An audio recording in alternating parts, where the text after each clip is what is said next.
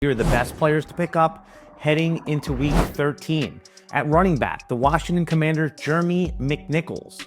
Washington could be without its top two running backs in week 13 after Brian Robinson and Austin Eckler were both knocked out of the game in week 12 with injuries.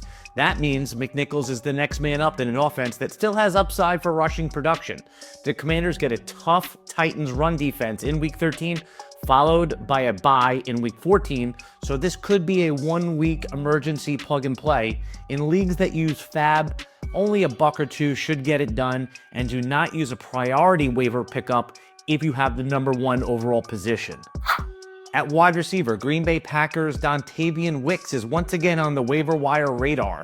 Wix has been inconsistent and disappointing this season, but should be back in consideration for week 13 if his wide receiver teammate Romeo Doubs misses time with a concussion. Wix would also project for starter level snaps and be a full-time player, which does carry high upside in this Packers offense. As with most wide receivers in this range of the rankings, the floor is 0. And with 0 teams on bye, we hope that you do not have to dip this deep into the player pool. But once again, Wix is a playable option in week 13 for teams riddled with injuries. The Packers play Thanksgiving night against the Miami Dolphins. Also at wide receiver is Tennessee Titans' Nick Westbrook-Ikhine. NWI has scored in 6 of the last 7 games. He's a viable big play threat who can house the ball on any given play. You may not need him in week 13 when there's no NFL teams on a bye, but in week 14, there's another heavy bye week. You'll be happy you have Westbrook-Ikhine as a plug-and-play option on your roster in a critical week before the fantasy playoffs. The Titans will have the Washington Commanders this week heading into week 13. Finally, the Kansas City Chiefs tight end Noah Gray has now scored 4 touchdowns in the last 2 weeks.